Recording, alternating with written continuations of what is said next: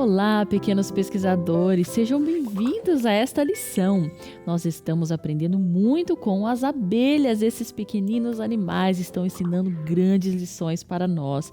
O verso para memorizar é um alerta, diz assim lá em Lucas: Então lhes disse, cuidado, fiquem de sobreaviso contra todo tipo de ganância. A vida de um homem não consiste na quantidade dos seus bens. Então nós aprendemos em domingo, segunda, terça e quarta-feira sobre o que? Sobre a ganância, sobre o perigo de ser egoísta, né? Que transforma todas as pessoas em pessoas como pessoas ruins. Então as abelhas, elas são uma grande família. São milhares e milhares, mas elas conseguem ser organizadas, elas ajudam umas às outras. O que mais que nós aprendemos na lição de segunda-feira? Elas trabalham em grupo e depois na lição de terça-feira nós aprendemos que não devemos ser igual aquele homem rico que construiu mais celeiros, né? Aumentou seus celeiros para guardar toda a sua fortuna, toda a sua mercadoria e não fez questão de dividir com as pessoas que precisavam. Então é muito importante, querida criança, você saber que Deus mostra a natureza para que nós possamos aprender com ela. É, exatamente. Os animais, muitos, mostram mais amor, mais carinho, mais companheirismo do que os próprios seres humanos. Eu quero que vocês observem a natureza, observem os passarinhos, observem a mamãe no seu ninho cuidando dos seus filhotes, observem as abelhas trabalhando e vocês vão entender. E outros animais que são mais pequenininhos ainda, as formigas. Vocês vão ver como elas trabalham em grupo e elas são diligentes. E o verso diz o seguinte, olha, cuidado, lute contra a ganância, para que o quê? Para que sua vida não seja ceifada, igual a vida do homem rico. Diligência no serviço. Então aqui eu vou fazer uma leitura. Enquanto eu faço essa leitura, vai aparecer aí na tela várias imagens de abelhas trabalhando. Então prestem bastante atenção.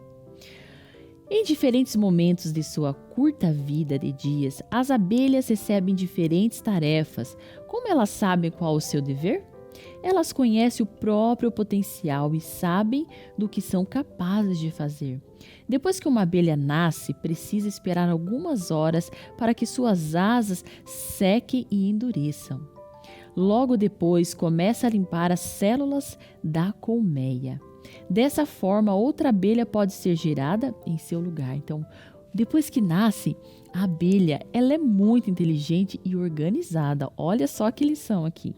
Em seguida, a abelha pode fabricar cera, por isso fica ocupada consertando células quebradas da colmeia e construindo novas células para que mais mel possa ser o que? Guardado, armazenado ou mais ovos possam ser depositados nas células. A abelha coletora apresenta uma amostra do néctar para outras abelhas experimentarem. Elas são capazes de comunicar umas às outras a localização do néctar, fazendo uma espécie de dança de abelha. Um movimento circular informa as coletoras que o precioso alimento está a 100 metros. Se a fonte de alimento estiver além de 100 metros, a abelha faz a dança do 8. Então as abelhas sabem como dar instruções, como ouvir e como seguir as orientações das companheiras. Elas trabalham em grupo. Elas sabem como voar longe e coletar néctar sem se perderem. Elas podem até reconhecer qual é a colmeia delas, mesmo que haja 30 delas em um grupo. Isso é fantástico. Olha quantas características, quantas coisas essas pequeninas abelhinhas conseguem fazer. Então agora vamos responder as perguntas. Como as abelhas guardam a colmeia contra intrusos? Como elas guardam? Então, se você fosse um guarda de um prédio, seria capaz de reconhecer um bandido, um estranho querendo entrar nesse prédio? Então, a resposta está aqui, ó. 1, 2, 3, 4, na quarta linha. 1, 2, 3, 4. Como elas conseguem?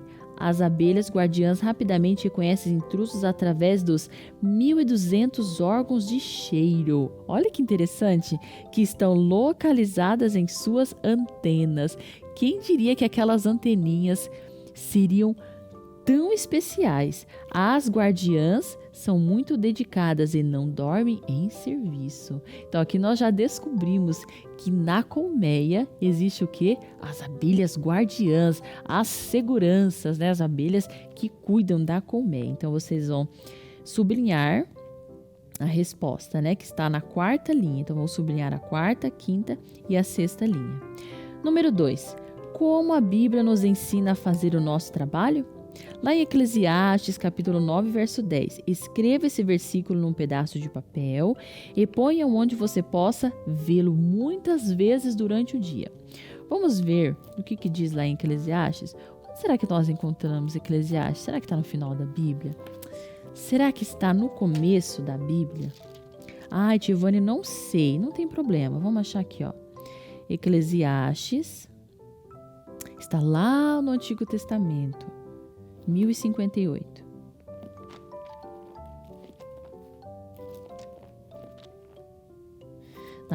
Na minha Bíblia está na página 1058.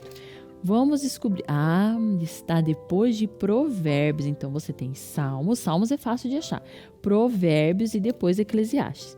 Então Eclesiastes capítulo 9, verso 10. E como a Bíblia nos ensina a fazer o nosso trabalho? Tudo quanto te vier à mão, tudo, faze-o conforme as tuas forças, porque no além para onde tu vais, não há obra, nem projetos, nem conhecimento, nem sabedoria alguma. Então agora é a hora de você começar a ser um menino ou uma menina diligente. Então tudo que vier à sua mão, faça com sabedoria, faça com dedicação, tá certo? E aqui no texto inspirado diz assim, ó. Torne seu trabalho agradável, entoando hinos de louvor. Se você tivesse uma ficha limpa nos livros do céu, seria porque nunca perdeu o quê? A paciência ou tratou mal alguém. Deixe sua oração diária ser: Senhor, ajuda-me a dar o melhor de mim. Dá-me energia e alegria. Ajuda-me a misturar em meu serviço o ministério amoroso do Salvador.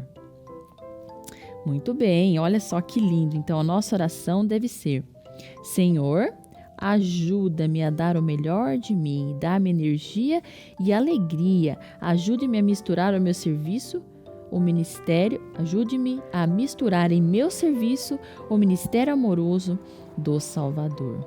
Então, essa deve ser o que? A nossa oração. Vocês vão pegar um pedaço de papel e escrever o verso lá de Eclesiastes, o verso 10, né? Capítulo 9, verso 10. E depois que ler esse verso, vocês irão fazer uma oração todos os dias, pedindo: Senhor, ajude-me, né, a ser uma pessoa boa, a ser uma pessoa mais paciente, tá certo? Eu tenho certeza que Jesus vai olhar para você com muito carinho e vai te ajudar. E o colocando em prática. Esse colocando em prática, ele é individual. Você vai responder aí, na sua lição. Que tarefas você deveria fazer com toda a sua força? Essa é número 1. Número 2. O que Jesus nos ensina sobre o trabalho? Aí vocês vão ler lá em Lucas, capítulo 16, verso 10 e responder. Tá certo? E assim nós terminamos a nossa lição de quinta-feira. Um abraço bem apertado para você e até amanhã. Tchau, tchau.